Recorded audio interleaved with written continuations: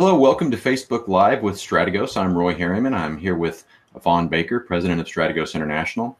And our topic today is reflecting back on the Santa Fe, Texas school shooting that occurred last week. The shooting is a tragedy in every respect. Any kind of school shooting is.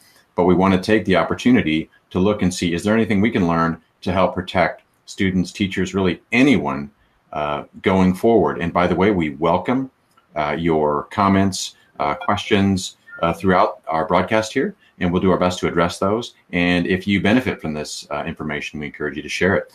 So, Vaughn, there were some immediate takeaways that you had thought were valid as you looked at the evidence and information that came in from the Santa Fe school shooting that could make a big difference right away. What were some of those? Well, not only the Santa Fe shooting, but also the Parkland, Florida shooting at the high school. And a couple of those takeaways was first, having the ability to create a layer of lockdown before the attack even occurs. And a simple way to do that is just maybe we change our rules and we allow teachers, or we actually instruct teachers to teach with their doors closed and locked. And so we've automatically created the first layer of lockdown. Now, we know based on what we've talked about previously that that single layer is not enough. We need to lock layer and reinforce on top of that if, in fact, we do go into lockdown. But we can create that first layer before the attack even begins to do that. And then the next is something that we really feel like we need to look at, because we've seen it two incidents now, and actually there was 3 incidents before that over the past several years, is the attacker pulling the fire alarm to get people either to come out of classrooms that are locked or to get them to come out of lockdown. And so we need to really take a close examination and partner up with our local fire officials and look at our fire evacuation protocols. And one of the things that we've been teaching for years is to partner with your local fire folks and see if we can put some protocols in place that allow us to, if the fire alarm goes off, to maybe get people ready to evacuate, but not evacuate until we get confirmation, until somebody is confirmed that we do have an actual fire. Most buildings, commercial buildings and school buildings, are designed not to burn. So before we just go running out into the hallway based on the trends that are occurring recently, we need to take a hard look at our fire evacuation protocols. And then the third thing that I really think that we need to take a look at, not too many people are talking about, that we've been talking about it for a while, is on the prevention phase, we need to teach people what the behavior indicators are and what the behavior patterns are that could increase the risk of violence for a particular person. And looking at that, doing a behavior assessment from an objective point of view versus just a gut feeling, and really need to take a look at educating folks, and we can hopefully decrease the opportunities and catch some of these folks before they have spun out of control to the point of committing mass violence. Vaughn, regarding the first idea, teaching with doors closed and locked, is there any controversy about that? Is there anybody who says, no, we can't do that? Well, not anymore. Most schools are open to that idea. Not only do you need to instruct teachers to do this, but obviously there needs to be an effort to hold people accountable and checking from time to time to make sure that those practices are in fact happening. When we do vulnerability testing, or we do any kind of penetration testing for schools, we see frequently that doors, even though they've told them to teach with their doors closed and locked, the doors are still being left open. So we need to hold people accountable to that as well. Originally, there was a little bit of pushback that, hey, we wanted that accountability, we wanted the visibility of seeing a teacher while they were teaching. But based on what's happening, I think we've got good buy-in on that idea as long as we have accountability. Yes, I mean, in this day and age, there's a lot of ways to see what's going on in the classroom, right? I mean, and not expensive. Well, yeah, I'm looking through windows in the doors, or actually windows in the classrooms, or even cameras, inexpensive cameras if the idea is to have accountability in the classroom for teachers, then there's other ways we can accomplish that and still maintain safety and security. Right. It seems like it's a lot more exciting to talk about, having a rally with 20,000 people, or saving the whole world. But how much good could be done right now if every classroom that was in session had the door shut and locked? Well, I think anytime we can reduce the opportunity for an attacker to have access to potential victims, we're automatically going to reduce the number of victims. And now, I do want to say this. Prevention is a great goal. We want to prevent every incident, but it's not realistic. We've spent, the most protected person on the planet is the President of the United States. We spend millions and perhaps even billions of dollars protecting the president, but we still have assassination attempts and even successful assassinations. We have fence jumpers at the White House, people making it into the White House. So even for the person that's most protected person on the planet, we can't prevent it. So what we want to do is reduce opportunities for a successful attack to occur, and part of that is this one strategy. It's a layered approach. Regarding the fire alarms, and that was an excellent point. I believe you said that no child has died in a school fire in 50 years, and that buildings are constructed not to burn, but yet fire alarms are there for a purpose. There are laws, there are codes. So what is the middle ground? What you were starting to kind of describe that, but what is the middle ground that allows people to still be responsive to fire alarms? Even if it's just, not the fire itself, but, the threat of smoke inhalation from a furnace or a kitchen or something like that, but without sending everybody willy-nilly out into the hallways to get shot at. Well, I think the first step is accepting the reality that there does need to be a middle ground.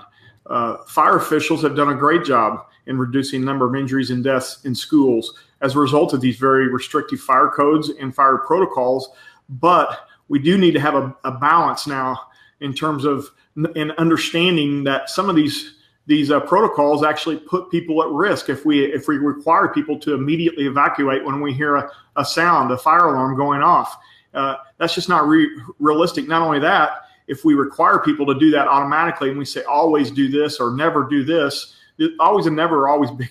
Those are big words. And we need to understand, even perhaps once we evacuate, our reunification points become a secondary attack location, and planning it even to that point. So there just needs to be a balance and a recognition that we need to take another look at this, and perhaps there is a middle ground that we can, if the goal for both police and law enforcement and schools, if the goal for all three of those is to save lives, let's look at what's costing us far more lives than perhaps fire in schools right now. That's right. And the trends change, technology changes, the actions of criminals unfortunately continue to evolve and change, and so we just need to be able to adapt and not say, well, that law was put on the books in 1965, so we're going to do it no matter what. Absolutely. Vaughn, there were a couple of things about this particular incident that were outside the norm. One was that the shooter did not end his life. Which I know often is the case. That's part of the plan, is that they're going to go out with a bang and they're going to die along with their victims.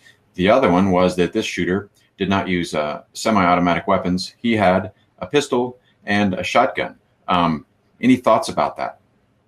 Well, I think if he would have had the option, or perhaps more of an opportunity to use a more effective, what he may have interpreted as a more effective killing tool, he would have. However, he did utilize weapons that he had access to. So rather than focus on the tool that he used to kill, I think right here he used a revolver, which is obviously not the latest and greatest technology for taking life, and a shotgun. Now, a shotgun, most people, it isn't perceived as this, but a shotgun with the proper ammunition is a tremendous killing weapon. But we're not going to outlaw shotguns or hunting as a result. That's not realistic either. What's more important, what we need to look at, is he was effective in his mission with maybe a tool that wasn't the latest and greatest, but the reason he was effective is because he had access to people that he could victimize. And we saw a tremendous loss of life in just a short amount of time. So we need to train people that are not armed and how they can prevent access from the attacker having access to people. And, the illustration of this, if you even look back into 2016, there was only 10 people killed in this particular incident. Well, in 2016, in Japan, in Sagamihara, Japan, we had a person that killed 19 and wounded 26 others with a knife. So we can't focus on the tool or the method that a person uses to kill. We need to focus on how we prevent access once the attack begins via lockdown or get out strategies. That's a good point. Obsessing about the particular weapon, though that debate is important to have, obviously we don't allow people to hunt with bazookas, if there is still such a thing, or grenade launchers. But the person that can inflict injury, they have a choice of tools, from something they can pull out of their toolbox, literally a wrench, to the most high-tech weaponry. So that is an excellent point. By the way, thank you, if you're just joining us, for joining Strategos on Facebook Live today. And our topic is the Santa Fe, Texas school shooting, lessons we can learn from it. And we at Strategos, we want to offer our condolences, our concern, again, for all those hundreds and hundreds of people who were affected, if not firsthand, then collaterally, by the emotional damage and just the waves throughout the community from that. If you find information here that you think is valuable, we encourage you to share this with others, again, for the goal of protecting them and helping other people to get educated and informed. Knowledge is power. We thank you for those who have been commenting and putting out questions. As we go, I want to acknowledge one here real quick from Jim Thorne. Locking the doors is a logical first step. Yeah, that's what Vaughn had just talked about. We appreciate that. And Stephanie has a question here also. For those of us here that are parents, what can we do? So let's address that one, Vaughn. From the parents' point of view, they're outside the immediate facility, but they still have a concern. What's productive action they can take? Well, again, there's many opportunities to prevent. The attackers almost always exhibit behavior prior to the attack. So educating parents what some of those behavior indicators are. If we know that many of these people are committing suicide, what are some of the suicide risk indicators that parents become aware of? Of course, having a parent that's involved with a child to pay attention to what they're doing on social media, whether they're the one stating it or somebody is stating it on their social media timeline. Paying attention to that. And then, of course, next thing parents can do is educate themselves on how they can report information they become aware of, not only during school hours, but after school hours. What are the reporting methods, whether they're direct or they're anonymous reporting methods? Parents can do that. And, of course, having discussions with your children about and reminding them what their response protocol should be. I know when I was growing up, we were talking about where the bomb shelter was at, the nuclear bomb shelter. And now parents need to be having a different discussion related to risk. And that's regarding the active threat preparedness. Excellent question, Stephanie. Thank you. Thank you for that. Another point that's been brought up here by our colleague, Mark Warren, is, as you just mentioned, Vaughn, and that is the importance of being in tune with what the school is already trying to do. So for example, if the school administration has set up communications, make sure you're getting those.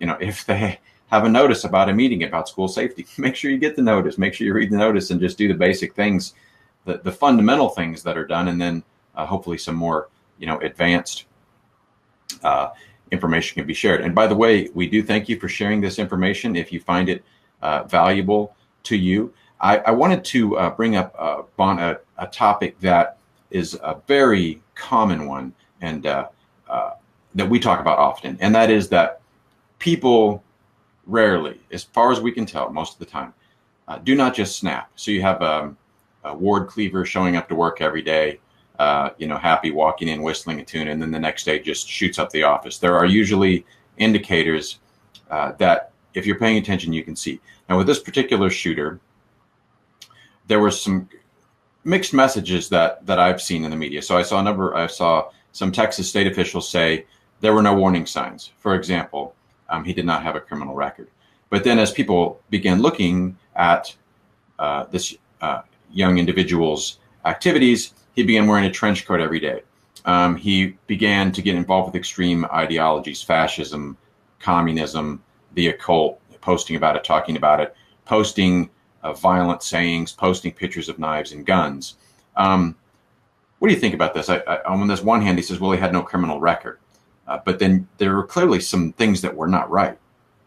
Absolutely. And many if you look at history of attackers, many of them did not have a criminal record before they committed the attack, but most of them exhibited warning signs or behavior that was concerning to others, a very, very high percentage of them. This one was no different. I was confused when I did hear journalists or even government officials that said, this guy just didn't have any warning signs. And all those things you just listed were warning signs. Now, when we compare his warning signs to the Florida attacker, the Parkland, Florida attacker, yeah, he didn't have as many, but he had that Florida attacker had police contact almost 40 times. But he had his own type of signs as well. So we need to educate people what to look for. And I will argue that this person did exhibit a lot of behavior that was concerning, that we had the opportunity to pick up on, and maybe even an opportunity to prevent if people would have been educated on what to look for. Anytime you see somebody posting or wearing clothing that this person was wearing, born to kill, or stocking up on knives, a recent we call that a recent fascination with weapons, and obviously his fascination had increased significantly, then those are all indicators of something, of the behaviors that we need to be concerned about and maybe learn more about. So those that said that he didn't exhibit any warning signs, I just disagree with that. Vaughn, the very common saying, and I know we are a fan of it here, is if you see something, say something. Yet I know there's this concern, particularly among teenagers, high school students, of being a snitch, of being a narc, of being a tattletale. Is it possible to overdo the if you see something, say something idea? No, I don't think it is. And I know in Florida, we did have multiple people that said something, saw something and said something. And there were some mistakes made, I think, if people were being honest about it at many different levels. But I know sometimes there is, even when we're educating folks on suicide awareness, they don't want to be a snitch in those cases. But in fact, snitching in those cases could save your best friend's life. They may be upset with you at the time, but you could have saved a life as a result. So I think our priority needs to be on life saving, not on am I going to be labeled as a snitch or not. And perhaps even my own life I would save by, quote, snitching. So I think that's something that we need to change the stigma of, and that's going to take participation on a lot of different levels. That's right. It sounds like it comes down to, am I worried about myself and how I'm going to look, or am I worried about the well-being, of other people? Yeah, and if you say I'm worried about how myself, then hey, you really want to worry about yourself? How about worry about if you live or die? How about you say something for that reason, not necessarily just your reputation? That's right. One thing I forgot to mention when we were talking about Stephanie's question and what can parents do, one thing you were saying, Vaughn, is understand essentially your own child and their friends, and be alert to symptoms or behaviors that either could be someone who's considering harm to themselves or harm to someone else, or the friends in their lives. And we can be attuned to that. That's really our very first responsibility. As I was reading reports about the Santa Fe shooting, the father of the alleged shooter was interviewed by the Wall Street Journal. And he said, I really wish he would have shot me instead of all of those other kids. And so, that just brings it back to the reality. We're dealing with real people here, and we as parents have a responsibility to know what's going on as best as we can in the lives of our kids. We can't force them to deal or talk, but we can try. Sure. And, I will say I don't have any sympathy for the shooter. There's never justification to commit an act like this. I don't care.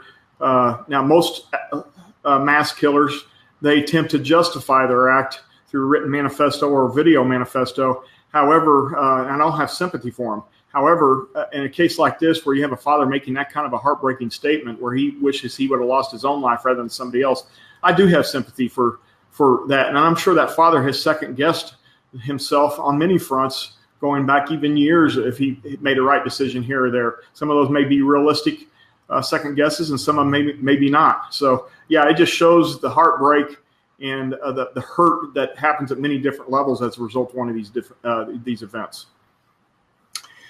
Again, if you're just joining us, or if you're joining us later when this replays on Facebook, thanks for joining us on Facebook Live. I'm Roy Harriman with Vaughn Baker, president of Strategos. And if we welcome your comments, your questions, and if this is valuable, we welcome you sharing it with others. We appreciate that. Vaughn, there's been a few suggestions that have come from officials in Texas following this, and I'm sure there's more than this, but 3 of them that received some notoriety were: 1, in other words, in trying to address this and prevent it from happening again.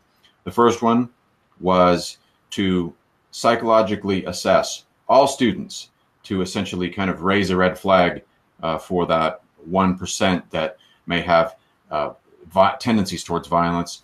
Another one was limit access points to schools.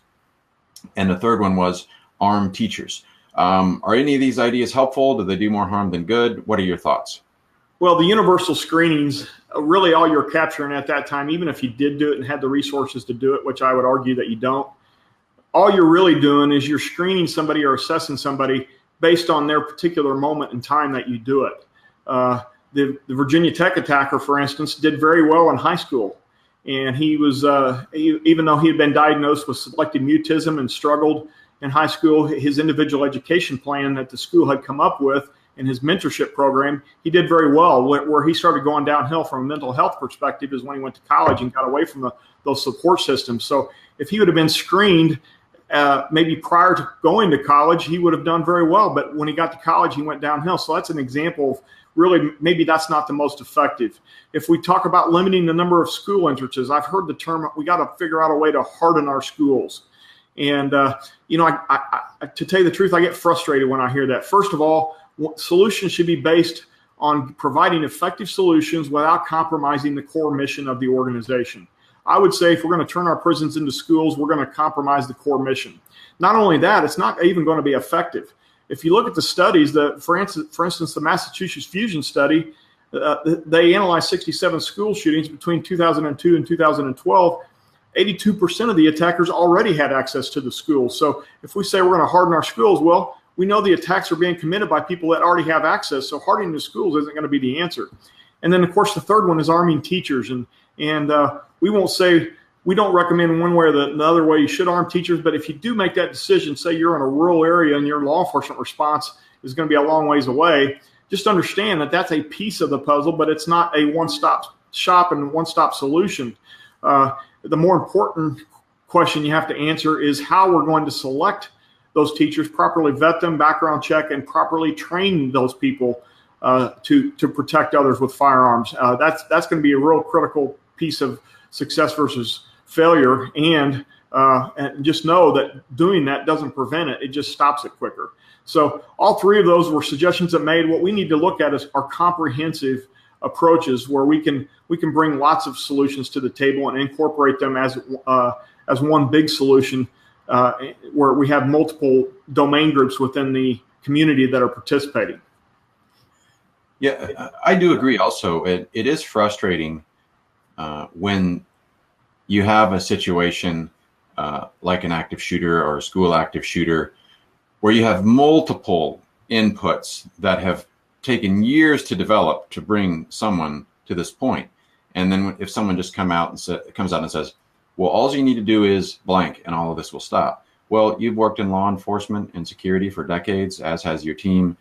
You know that if it were that simple to stop crimes, we would stop all of them. Sure. And so the education, a layered approach, and starting with the basics, and hopefully we, as you said, we can't protect everyone because people can still get in the White House, but we can minimize risk or reduce the risk. Absolutely.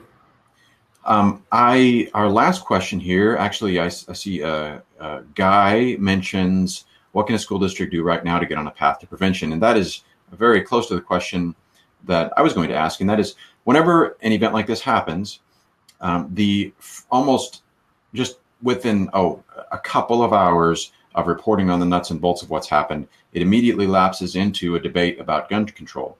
And, we have a constitution, we have laws. It's an important debate to have. But any kind of legislative response, whether it's a good one or a bad one, is going to take a very long amount of time to put into effect. And we've seen that even the legislation that has been passed, in many cases, has not been effective because There's been glitches with software, and people who shouldn't have been able to buy guns have been able to buy guns anyway, even though it was against the law. Guy's question is, what can a school district do right now to get on the path of prevention is my question. And that is, we can let people continue to debate laws, and that's important. But what are a few things that if a school had money wasn't an option, they had all the information that they need, what are some things they could do right now to make a difference and stop shootings or prevent, or again, reduce the risk, mitigate the risk? Sure. Well, first of all, let me address the gun control proposal. Anybody who wants to say that, hey, I think gun control is the answer, I don't know if they actually believe it or they are just proposing that.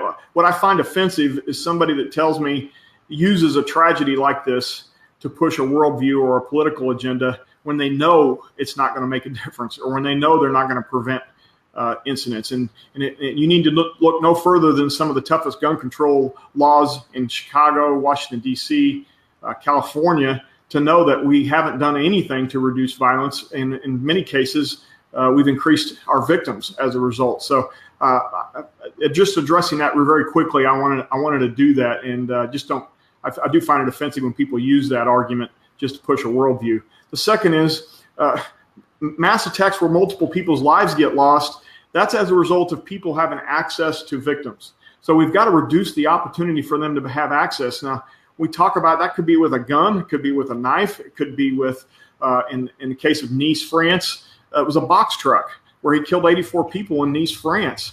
And we can't all outlaw box trucks thinking that's going to be the solution, or box knives if we're talking about 9/11 that took over airplanes and killed almost 3,000 people as a result of taking over the airplane. So we can't look on the hardware. And, the Israelis understand this better than anybody. They do not look at screening people based on the means of attack.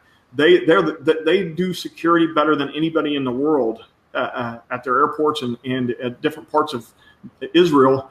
And they screen people by behavior profiling and by interviewing people. And that's where we're going to have some true effectiveness.